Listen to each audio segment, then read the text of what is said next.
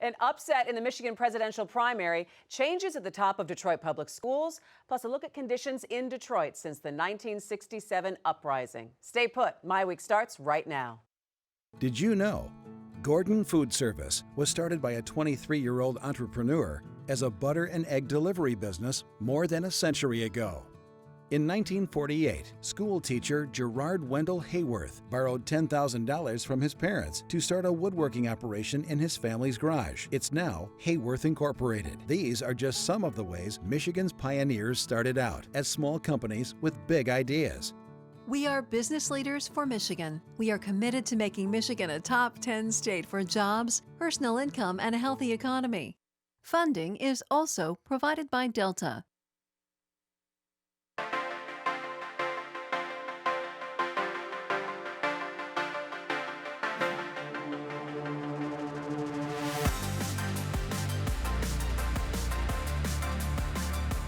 Hi there, and welcome to MiWeek. I'm Christy McDonald. We are so glad that you're with us tonight. Well, Michigan voters have spoken, and what they said took a lot of pundits and pollsters by surprise. After all the votes were counted in the state's presidential primary, Bernie Sanders edged out Hillary Clinton in the Democratic race, and voters gave Republican Donald Trump a thumbs up. So coming up tonight, we'll take a closer look at the results in Michigan's primary, what led to the Democratic upset, and what's ahead for the candidates. Also tonight, more changes at the top of Detroit public schools. We will talk about the new people leading the district and their plans to fix the school system. Plus, a look at the issues that led to the 1967 civil unrest in Detroit. Have conditions improved today? That's all coming up on MiWeek. But we do begin with the results of Tuesday's primary. The election clearly generated a lot of interest. Voter turnout in the state set a record. More than 2.5 million people cast ballots. It's almost 35% turnout, the most since the start of the modern primary back in 1972. There's a little primary history for you. Some communities even ran out of ballots. And as expected, Donald Trump took the Republican race, 37% of the votes. Ted Cruz, John Kasich were neck and neck with 25 and 24% respectively. But it was the Democratic race that delivered the biggest surprise. Bernie Sanders took 50% of the votes, and the clear favorite, Hillary Clinton, had 48%. Now, showing the polls that they're really not all they're cracked up to be. So we're going to start there with our MiWeek contributors. Nolan Finley of the Detroit News. Hi, Nolan. Hey, Stephen hey. Henderson of the Detroit Free Press. Surprise! The Michigan primary surprise wasn't the one that everyone predicted. It was indeed Bernie Sanders. I'm going to start with you because you were like, yeah, Hillary Clinton's got this. Yeah, I know, right? I kept saying, yeah, it seems like it'll be closer than the polls suggested, but that she would pull it out. She didn't. And there are a number of different reasons, I think, that have sort of come to light. One is the way she campaigned versus the way he campaigned. Mm-hmm. He went to lots of places and got people worked up. Yeah, but she spent 4 days in a row in the state, which is a significant amount of time, though. She skipped a lot of the places that he went.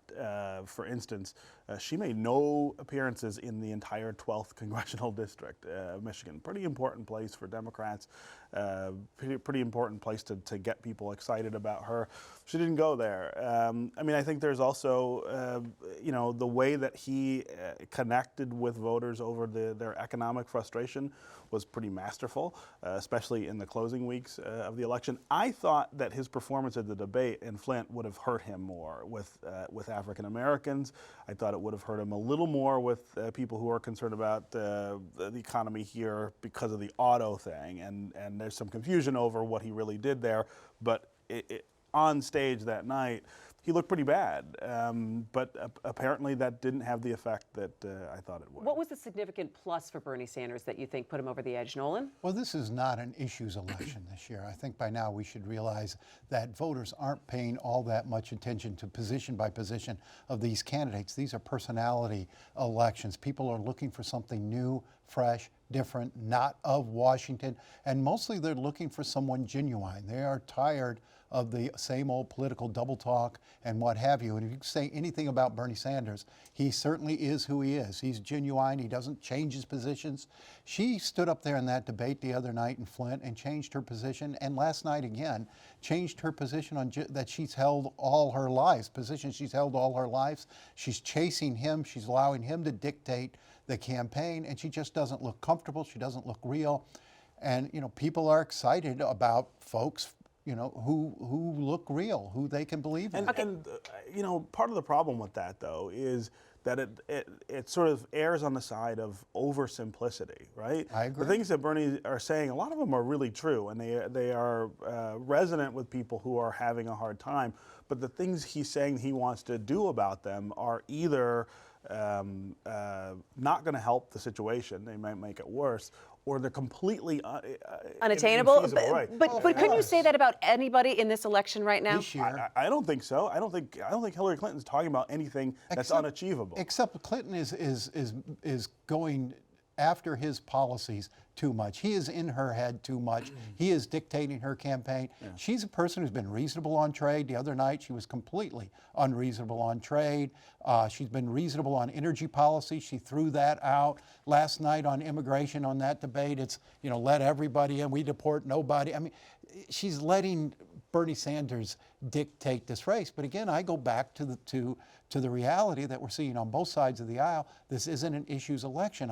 I've said before, I keep running into people who say, gosh, I can't decide between Donald Trump and Bernie Sanders. And that was... Which is a very bizarre statement. And it's a very odd choice. But you hear it a lot, which tells me it's not about what the candidates are saying, it's how they're saying and whether people believe they're genuine. And that's a real issue for her. Yeah. And you saw that Tuesday night. But let's remember, it's Michigan. Michigan's a state that went for George Wallace, for Jesse Jackson, for Pat Robertson on the Republican side, McCain instead of Bush. They do weird things here in primary. They do weird things. Okay, so let me talk a little bit about projecting those weird things or even predicting those weird things, because a lot of the polls said, oh my gosh, Hillary's up 17 points, she's up 25 points. Where did they get it so wrong, Stephen? Well, I mean, I think everybody knew before Tuesday that the polls that had it at double digits and larger were probably wrong. It all comes down to weighting and the way you weight turnout on election day demographically, both in terms of age and race and gender. The pollsters try their best to come up with what they think will look like the group of people who turn out on election day, and they make predictions on the basis of that.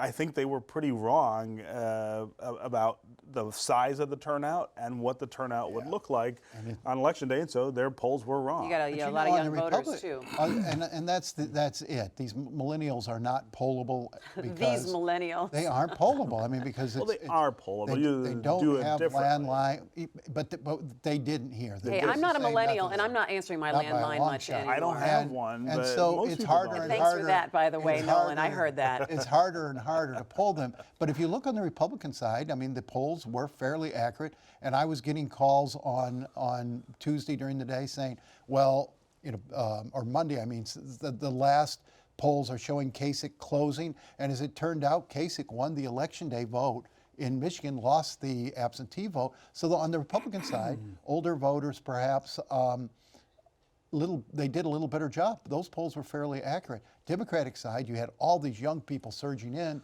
whose pollsters don't reach. Well, you also had on the Republican side, and this is anecdotal, and I don't mean to make it more than that, but I did hear it a lot. I think you had a lot of Democrats who thought it was sewn up for Hillary Clinton because of the polls. She wasn't in any danger. And they went into the booth and they voted in the Republican primary. I know 4 people who voted for Kasich. It was a record. Who are Democrats. Didn't happen. I don't know how widespread that is, but I've heard a lot about it. You look at the turnout, it was a record Democratic turnout, almost equal to the Republican turnout. Because independents voted in the Democratic primary. Democrats stay. I think they split. I think you saw a lot of Democrats or a lot of independents in the Republican Party. Democrats stayed home in that race. There wasn't a whole lot of crossover on either side. They stayed home, and it's really amazing the amount of voters both Trump and Sanders brought out. This was a record turnout, as you mentioned in the opening. Yeah, let's get to the Trump factor, because we can't have a political conversation without it. Now he is just continuing to roll, and everything that we talked about last week in terms of the Republican establishment trying to stop him, Nolan, or throwing money at super PACs to try to stop him doesn't seem to be working now. When does the Republican establishment step back and say, these are people voting for him in each state, this is what the people want? I don't think they're ready to do that now. I don't think some of them may never be ready to do that. But this anti-Trump spending just started. That's kicked in just before the Michigan primary. It did. I think you did So is there any some- time for it to make any sort of difference right now? Yeah, sure. I mean, they're spending $21 million in Florida, and Florida votes Tuesday. But I think you saw a little of the impact on Tuesday. Trump was below 40%. You had Kasich picking up a lot more votes than he had been, and a lot of that anti-Trump money was spent on him. They're spending in Ohio, they're spending in Illinois, they're spending in Florida. I don't know if it's going to work, but I don't think it's going to let up until March 15th, next Tuesday, when they see what the impact's Let going me just throw out the number of $21 million being spent over a weekend to stop somebody in their own same party. And again, I have so many things that I could actually spend some of that money on, but I'm just going to make that point and then go to you. There's just Go ahead. a lot of, I mean, there's a lot of strange things that are going on in this campaign, and they cause strange reactions. This is one of them. You know, I continue to think that the problem here is the tension between keeping 3 people in the race and trying to beat him strategically in individual states, or trying to get 2 people out of the race in order for one person to start winning the primaries. Because if you add up the number of votes that the other 3 are getting at this point, it's actually They're beating more Donald Trump. than Trump. in And some so states, but not all. In it's not Mississippi, everywhere. In it Mississippi, wasn't. it wasn't, right? But we don't have a lot of those sort of cotton belt states left to vote. Places like New York, places like California, the other West Coast states, it probably would be better if you had one alternative to him than 3. If your goal is to deny him the nomination. The problem for Republicans is the most likely opportunity or single candidate to face him, the one who's won at least some state, is Ted Cruz. And for a lot of people in the party, he's as unpalatable as Trump. And so there's been some hope that either Kasich or Rubio would rise. Kasich did rise in Michigan, whether he can sustain or not, I don't know, but Rubio looks almost done. Yeah. I mean, he needs to win Florida or get out. Well, the race is going to look very different after Florida next week, you think? I think so, and I think if Trump's not stopped after March 15th, the Republicans then sort of switch into their go to the convention strategy, and you hear a lot of people talking about that now. Drinking Trump wine and eating Trump steaks. All right, turning now to Detroit Public Schools. There have been some changes at the top of the district. Retired bankruptcy judge Stephen Rhodes is now the DPS transition manager appointed by Governor Snyder. And Rhodes has tapped DPS Administrator Alicia Merriweather as the interim superintendent.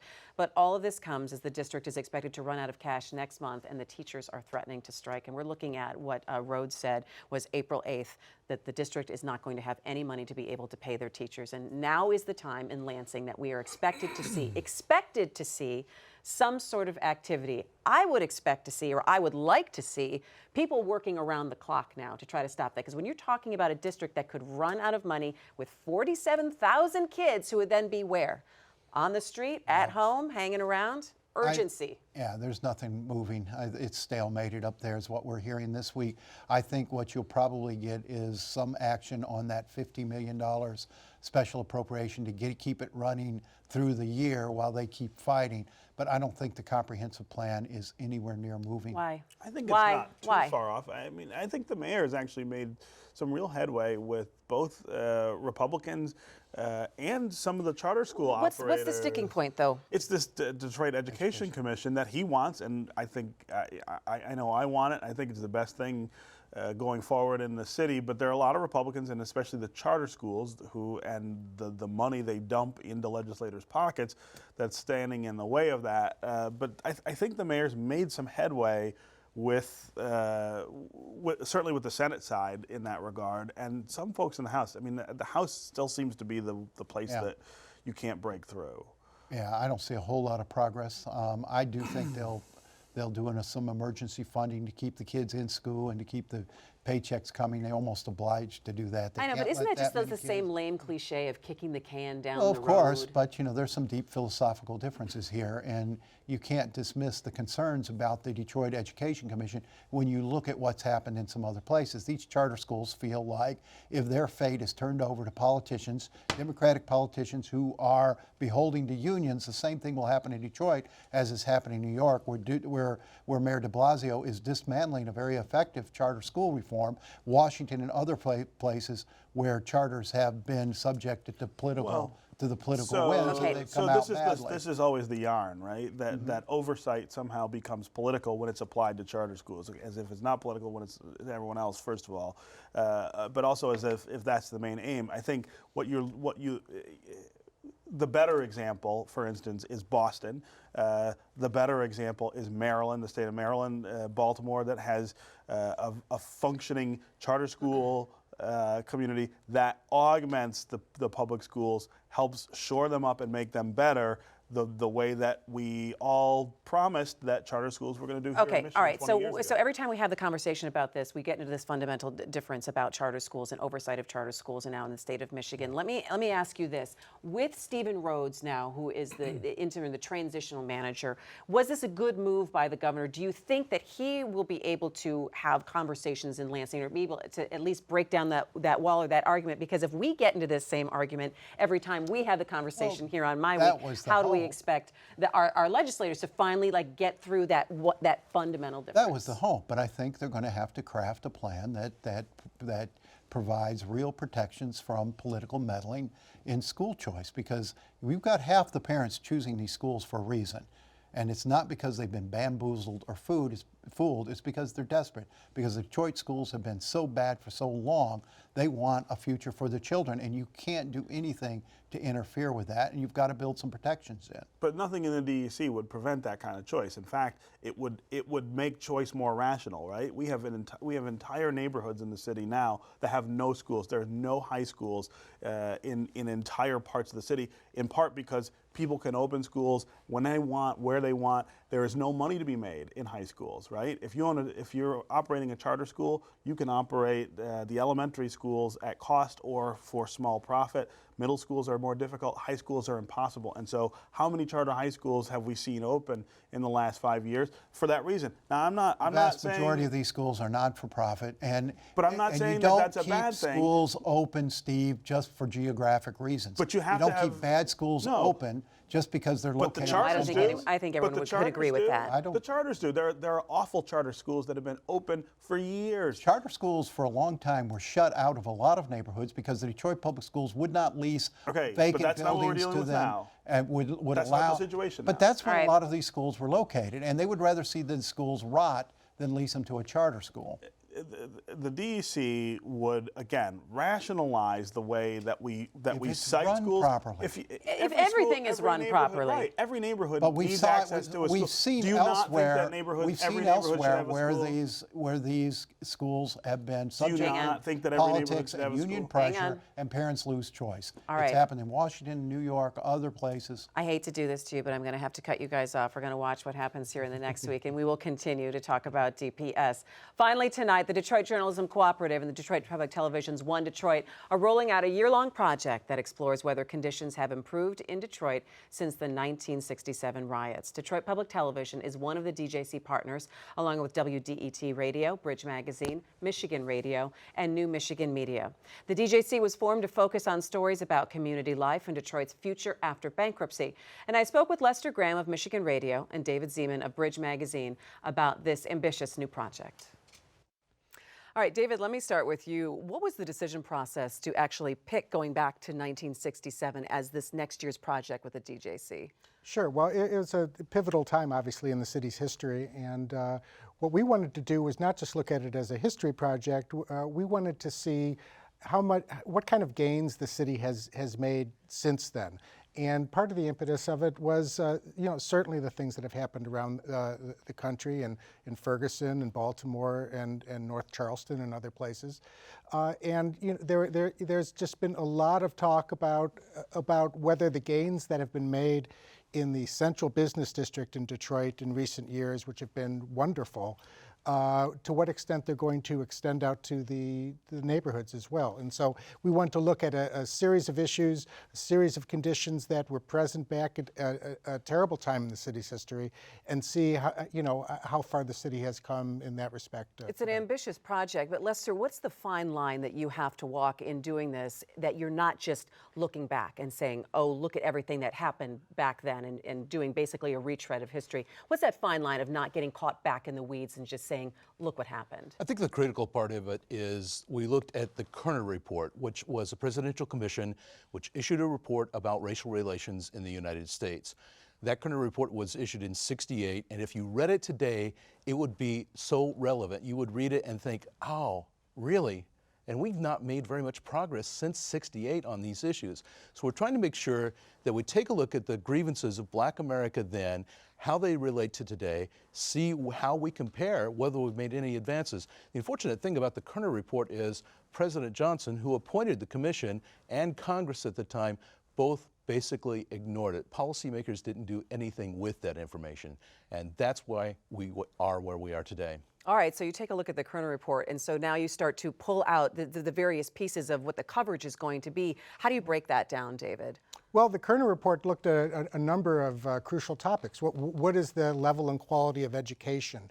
What kind of job prospects are there for the people who live in Detroit and cities like Detroit that sort of exploded that summer? What are the relations like between police and the community? So there are these benchmarks that we were able to take that Lester's referring to back then, and we wanted to see what kind of progress has been made since then. So it really gave us sort of a starting point, not to sort of dwell on history, but as a starting point to sort of measure our progress since then. I think it's interesting you're starting now with these first installments that start today on power.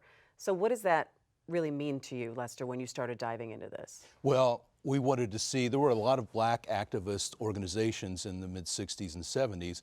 We wanted to see, are there any today, and are they as strong? And what we found is there are a number of them, but most of them popped up recently since the emergency manager was appointed in Detroit. The other thing we've been looking at is it's not just a Detroit story, it's a national story. I just got back from Ferguson, Missouri yesterday to see how they're still struggling with police and community relations. It's going to be a lot of Detroit-centered or centric stories, but it's a national story throughout the series. So what can we see in Bridge then starting today?